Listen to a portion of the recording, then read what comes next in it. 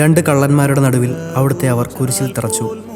കുരിശിൽ കിടന്നുകൊണ്ട് ശത്രുക്കൾക്ക് വേണ്ടി അവിടുന്ന് പ്രാർത്ഥിക്കുന്നു. നല്ല കള്ളനെ ആശ്വസിപ്പിക്കുന്നു. മാതാവും മറ്റു സ്ത്രീകളും കരഞ്ഞുകൊണ്ട് കുരിശിന് താഴെ നിന്നിരുന്നു.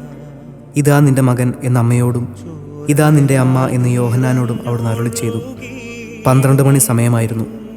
എൻ്റെ പിതാവേ, അങ്ങേ കൈകളിൽ എൻ്റെ ആത്മാവിനെ ഞാൻ സമർപ്പിക്കുന്നു എന്നരുളി ചെയ്ത് അവിടുന്ന് മരിച്ചു. പെട്ടെന്ന് സൂര്യൻ ഇരുണ്ടു. 3 മണിവരെ ഭൂമിയിലെങ്ങും അന്ധകാരമായിരുന്നു. ദേവാലയത്തിൻ്റെ തിരശീല നടുവേ കീറിപ്പോയി. ഭൂമി ഇളകി, പാറകൾ പിളർന്നു, പ്രേതാലയങ്ങൾ തുറക്കപ്പെട്ടു.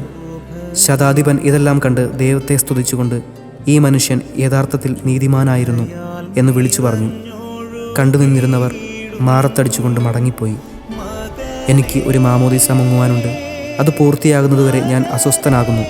കർത്താവെ, അങ്ങ് ആഗ്രഹിച്ച മാമോദീസ അങ്ങ് മുങ്ങിക്കഴിഞ്ഞു. അങ്ങേ ദഹനബലി അങ്ങ് പൂർത്തിയാക്കി. എൻ്റെ ബലിയും ഒരിക്കൽ പൂർത്തിയാകും. ഞാനും ഒരു ദിവസം മരിക്കും. അന്ന് അങ്ങേപ്പോലെ ഇപ്രകാരം പ്രാർത്ഥിക്കുവാൻ എന്നെ അനുവദിക്കണമേ. എൻ്റെ പിതാവേ, ഭൂമിയിൽ ഞാൻ അങ്ങയെ മഹത്വപ്പെടുത്തി. എന്നെ ഏൽപ്പിച്ചിരുന്ന ജോലി ഞാൻ പൂർത്തിയാക്കി. ആകയാൽ അങ്ങേ പക്കൽ എന്നെ മഹത്വപ്പെടുത്തണമേ.